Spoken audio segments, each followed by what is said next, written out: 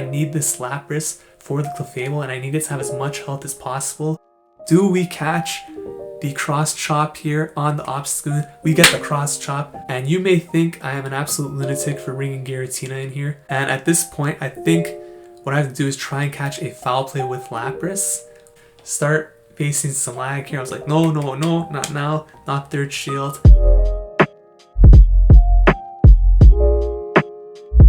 What is going on, everybody? Welcome back to the channel. If you're new here, we do upload Pokemon Go content related to PvP, so please consider subscribing to the channel if that is of interest to you. And if you're a returning subscriber like Eileen, Lucina, Kurosawa, thank you for the support. In today's video, we're going to be taking a look at the final set that got me into rank 10 for season 3 in the Ultra League, and that is featuring the double ice strategy. Now with this team, I was able to get into rank 10 and actually get back onto the leaderboard for a day before tanking at 30.55. With this team, I actually managed to go 22-3 on the final day, going 5-0 3 times, 3-2 once, and 4-1 in the other set. These were really good matches, really tough matches, and I just completely felt like I was in the zone the entire time. You could even see I got a shiny Baltoy there, which is pretty hype. We did really well with this team. Obviously, I ran into some favorable team comps as well in order to do this well, but at the same time, there were a lot of matches where we came back from bad leads or tough situations, and we're going to take a look at some of those in this video. Now, I got a couple of announcements to make before we get into this video. First off, I want to thank every single one of you for helping me to get to 2,000 subscribers. Absolutely incredible. Never thought I'd ever get to 1,000. 2,000 is like just unimaginable. So thank you so much to every single one of you who watches the videos, likes, comments. Appreciate every single one of you and super grateful to have you guys here. Definitely gonna have to do some sort of giveaway again on the channel because of all the support you guys have shown me. Number 2, beginning in season 4, I am going to officially start taking battle submissions for shoutcasting on the channel. A lot of you guys have asked for me to provide you with the opportunity to submit battles and have me showcase them on the channel. So for those of you who are interested, I'm going to start doing that in season 4. So thank you to everybody who suggested that. Thank you for supporting me, and let's get into this video right now because these are some super dope battles, really close, and I think you'll enjoy them. Another thing to keep in mind here is that you'll notice the rating is hidden. Obviously that's not me, that's from the old update. The reason I didn't update to the new version of the game was because I had seen a lot of people were actually getting glitches at the end of their battles where if they won it would actually count as a loss, and I thought maybe that's something in the new version of the game. So if I stay on the old version, maybe I won't have to deal with it. I never did end up facing it this particular end of season rush, so maybe that played a part in it, but I did make sure to update the game before I clicked the rank 10 rewards, so don't worry about that. But I believe we started this at 29.76, so we're only 24 points away from hitting rank 10, so let's get into the battles right now. Alright, so we are headed into the first match appearance. 88 Yakko 88. We got the rank 9 grinder outfit here. Purple hoodie. We got the white hair from the rank 9 stress. Let's get into the battle. Leading Articuno, as we've seen in the previous video, we were going up against a Machamp lead, and this is a pretty awful lead for Articuno. So I'm gonna go for the Icy Wind here. Opponent is building up, and I believe he's at the Rock Slide now, so I have to shield this because obviously Rock Slide's gonna pretty much knock us out. So have no choice there but to shield in case they do bait. You know, it is what it is. Gonna get this Icy Wind off, it's mandatory. Kind of weird lag looking thing over there. I don't know what happened there, but whatever. The opponent is gonna get to another charge room. Have to shield this again because can't afford to get hit by a Rock Slide here. It is a Rock Slide, so we call the bait correctly there. Or not the bait, we call the move correctly there. Throw the Icy Wind, and we're gonna get to second shield. So we are shields down, and at this point, I believe the opponent actually realized that they would not beat us to the Rock Slide. They could get the cross drop off, but with the Icy Wind, they would not KO. So they switch on to Snorlax. This is good for us because I'm gonna throw these Icy Winds, and I'm okay with letting the Articuno go down here as long as I get off this Icy Wind damage plus the debuff, because at that point it's going to put both Lapras and Giratina in a good situation. Yes, even Giratina will be in a good situation here against Snorlax because look at the health differential, and a lot of these Snorlaxes, they're not running any heavy hitting charge moves that are super effective against Giratina. They're running like Superpower and Body Slam, so a very good position to be in here. Opponent does throw Body Slam, probably thought we'd get to the Icy Wind before they were able to lick us down, so come in with Giratina here. opponent switches out into a Melmetal. And I don't know if coming with Giratina here is actually the correct move for this reason, because if the opponent actually saved the Melmetal in the back and kind of just brought us down with the Snorlax, we'd be in a pretty tough situation with Lapras versus Melmetal in the back. And I find a lot of these teams that run Snorlax as a safe switch often have a Registeel or Melmetal in the back. So maybe coming with Lapras there is the safer bet, even though Giratina in that position would do well against Snorlax. You have to consider the last Pokemon in the back. So you could see here, because we got the energy lead on this Melmetal, pretty good situation for us. I switch into Lapras here because I know that Melmetal cannot knock us out at this full health on the Lapras, and I need to sort of keep that Giratina healthy for the Machamp in the back because Lapras will get destroyed by it. So Lapras comes in here. I was hitting the bubbles, then I realized, you know what, I have to build up for a Surf, so I stopped hitting the bubbles so I could farm up extra energy here. Even if I get hit by Superpower here, it will not KO, and I'll be able to farm this Snorlax down to have enough energy for the Surf, which is absolutely mandatory to knock out either the Melmetal or the Machamp. So let's see what the opponent's going to bring in here. They do bring in the Machamp. I believe that Machamp was just about one counter shy of a charge move. So we get off that Surf. Now I switch into Giratina here. A couple reasons for this. One, I wanted to farm up with Giratina onto the Machamp. Two, I knew the switch time was going to come up soon. And just by having two Pokemon versus one, I would be able to win this game in the case of a timeout. So we are able to throw that Shadow Sneak at the Melmetal, take the match. You saw the timer was coming up there, and we're going to go 1-0 in this set. These are some crazy battles we have in store here in this final set. So 1-0, Rick James V in the second matchup here. And you can see it's daytime now, Empoleon horrible lead. I was trying to finish this set at night, but it was taking so long to finish these battles from about 4 days ago, and I had to wake up the next morning and finish this set. So continuing the set here, 1-0, I switch into Lapras after throwing the Icy Wind at this Empoleon, and the opponent is going to switch out into Muck. Now when they bring in Muck, I'm pretty happy about this because it's not a hard counter to Lapras at all, and it gives me the opportunity now to win switch advantage. And because he showed Empoleon, it is absolutely mandatory to win switch advantage here because I need to line up Giratina with that Empoleon. So Dark Pulse comes through here, gonna shield that up because he did build up enough energy for a Sludge Wave, didn't want to get hit by that. Gonna throw the Surf here, and the opponent is going to shield. Totally fine because we could take a couple of charge moves now, and the next Surf will KO the Muck. So let's see what the opponent chooses to throw here. It is another Dark Pulse, so we can still take one more of those. I am going to beat it to the Surf. This will knock out the Muck. Now, if the opponent does choose to shield this, I would be forced to pretty much shield myself. But he switches out and switch locked himself, so I instantly switch into Giratina to take this charge move. It's a Hydro Cannon, perfect. And now we are going to go to town on this Empoleon. Gonna throw the Dragon Claw here. Shadow Sneak is a bit more energy efficient, so it is the better move to use in this situation. But I figured at this point he was probably gonna use a shield, and I kind of want to farm down, so I'm not really like throwing Shadow Sneak isn't too necessary in this particular situation. But if it shields down or something like that, you definitely want to go Shadow Sneak here because it will do more damage than Dragon Claw. So I throw another Dragon Claw here. It's in a really nice farm down range now, and it's gonna throw one more charge move. Obviously doesn't have enough energy for a Blizzard. So Drill Peck, Hydro Cannon, neither of them are going to KO. I switch out here into Articuno to get an energy lead on whatever is in the back because at this point I figured it might be a Giratina. So switch out. It's actually a Togekiss, so this is like best case scenario. We have an Icy Wind already ready to go. Gonna hit that Togekiss, no shields left, and we should be able to beat it to this second Icy Wind. So this Togekiss is going to get absolutely annihilated by Articuno here. And that Empoleon is going to come back in, basically have no health, and we're going to simultaneously faint here, and I could just watch him bring in the Muck and bring in whichever one I want and take that game. So we're 2-0. That was a pretty bad lead. So far we've had two pretty bad leads in this set, and we're off to a good start. So I started this set at 2976. You can't see it there because I didn't update the game.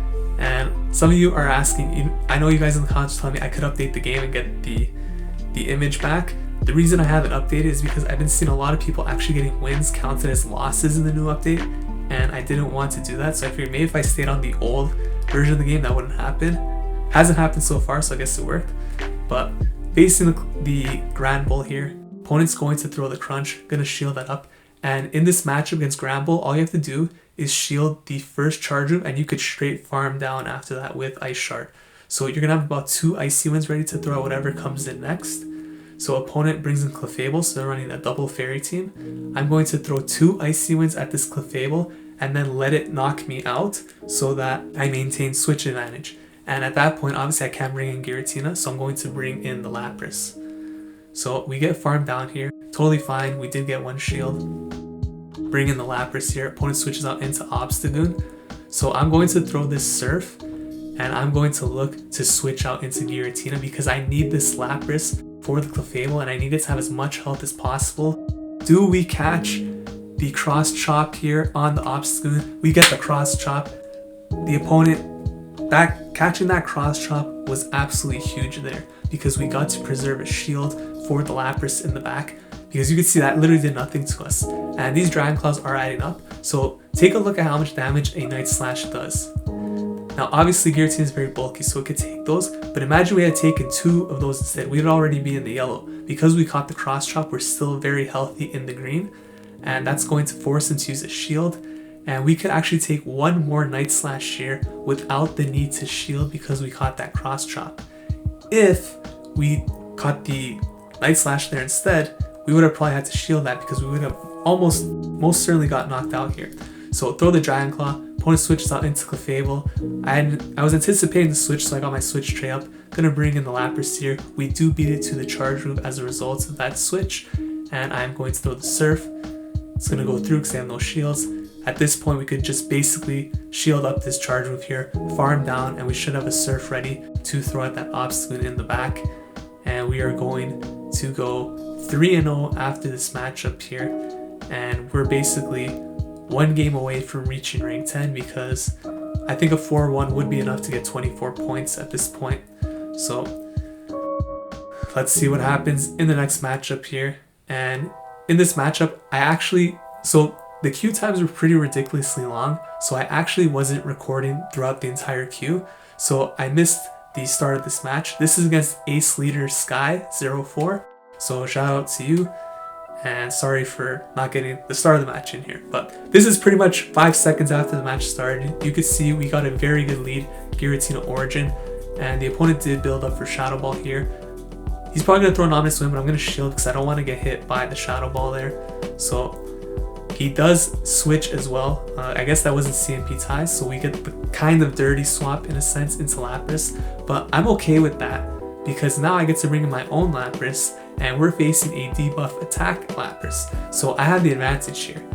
And most Laprases aren't running Skull Dash, so I don't really have to worry here. It is just a Surf, so our Surfs and Ice Shards are doing more damage than the opponent's is, so really good spot for us to be in here. And I still have Articuno in the back for that Giratina, so I don't necessarily need the Lapras for the Giratina as much as I normally would.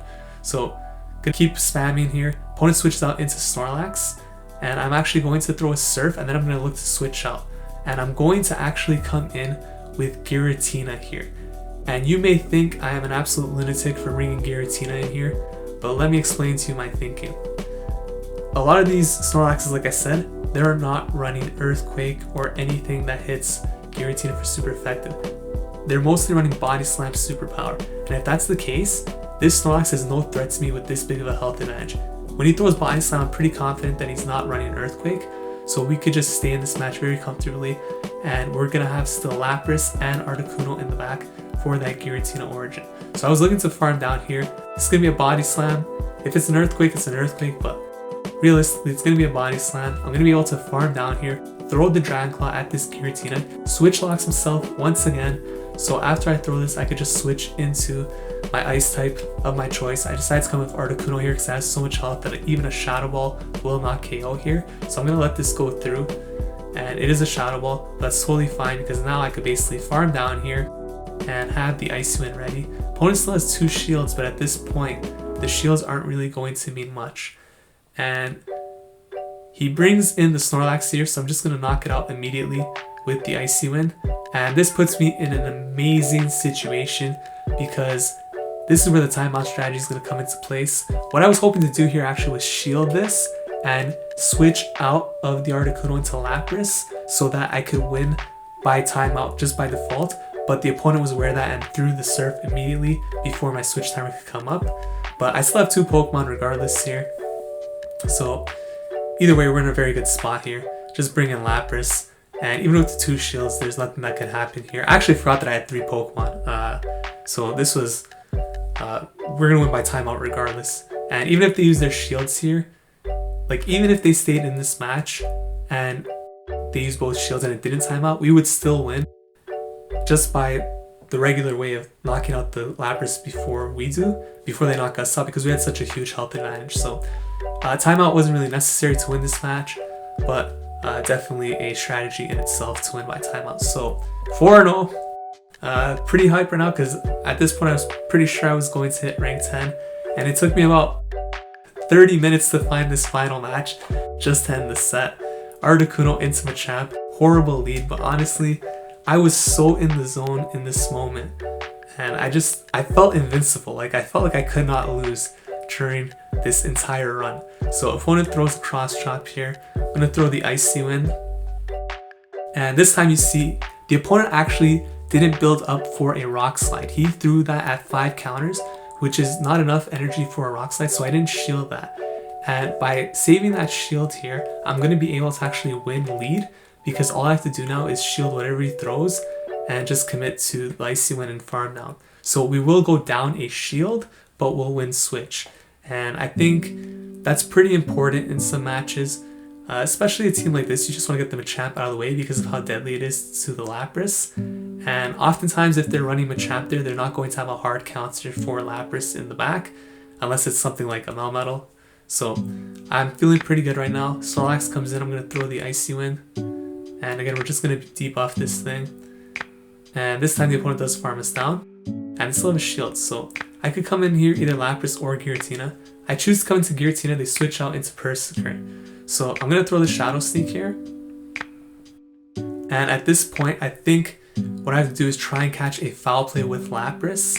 We do catch the move, so there's no way this is going to be a close combat, because they would not throw that at the Giratina, so it is a foul play. Very happy to catch that. But we put ourselves at risk here because we will get off this Surf, but it's going to get to a close combat, and that's probably going to be very close to knocking us out. So we're taking a chance here that they're not running close combat, running like an Iron Head foul play set. It is an Iron Head, so super excited to see that. And now the win condition is there basically. Just got to throw this Surf at the Perrserker, and it's going to knock it out.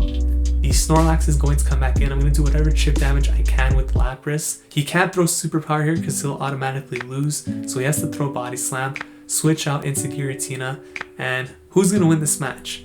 Giratina Altered Form versus Snorlax, a Shadow Claw Giratina with a slight health advantage. Start facing some lag here. I was like, no, not now, not third shield. Didn't happen, got fortunate. Snorlax is going to throw here. Is it running Earthquake or is it a Body Slam Superpower? I can't even remember if it showed Superpower. I don't think it did against the Lapras. So gonna throw the Dragon Claw here. At this point, I knew the 5-0 was coming. There's no way this Snorlax is going to come back without Earthquake especially. Unless they wanted to throw the Body Slam and Earthquake now, but highly doubt that. Another Body Slam, and you can see they do nothing. This Dragon Claw is going to cement the victory, and we are going to go 5-0 in the set, finishing this day at 22-3. I was playing some of the best games I ever have. Also was running into some pretty good matches, but as you can see, the leads weren't always favorable. As you saw there, a couple of tough leads in that 5th set. Managed to go 5-0, and from 29-76, or was it 29-74? Can't remember. But I did make sure to update my game just to make sure that I got this image here with the actual rank 10. So I exited the app, updated the game, and boom, there it is, rank 10, 30-55, good enough for the leaderboard, and super excited. So that was the final set that got me into rank 10 this season, and honestly it feels right that I made it with this double ice strategy. Ultra League was definitely my best league this entire season, and this team performed the best for me throughout. It is the team that got me into the top 100 on the leaderboard in Ultra League. Master League wasn't too good. I started at 2700. After 2 weeks I got to 2800, so it was kind of a grind. And I think the theme this season actually around my team builds, we're sort of building these like very bulky teams that even when you lose, it's like 2-3 sets. It's very hard to go 5-0, 4-1 with them, but it's very consistent 3-2s, 3-2s, 3-2s with a couple of 4-1s and 5-0 sprinkled in, and very rarely do you go like 1-4, almost never 0-5. A couple of times we'll go 2-3, but in the long run, just going 3-2, 3-2 is going to be very positive, and avoiding those 1-4s and 0-5s is super clutch in keeping your rating consistent. And although it's a slow grind, you will eventually get there. So that was kind of the way I was building my teams this season. I think this double ice team definitely a great example of that. If you guys enjoyed this video, please consider leaving a like, commenting, subscribing to the channel. Thank you so much for watching. I will see you guys in the next video. Take care.